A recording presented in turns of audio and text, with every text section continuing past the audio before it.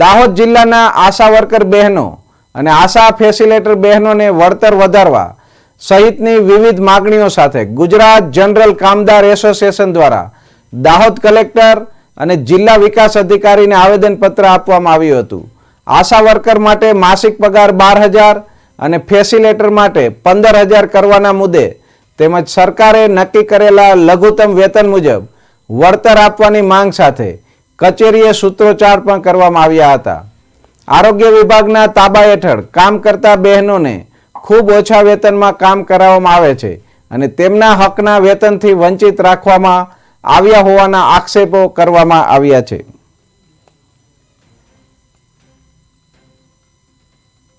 આવે છે અને જે પગાર ફિક્સ 2,000 રૂપિયામાં અમને કામ કરવામાં આવે છે, પણ 2,000 રૂપિયા કરતાં અમે અધિક કામ કરીએ છીએ। રાત દિવસ આશા વર્કરની નોકરી એમ કહી શકીએ છીએ, પણ આશા વર્કરની નોકરી કેવી રીતે નિભાવી શકીએ એ પોતે જ અમે જાણીએ છીએ।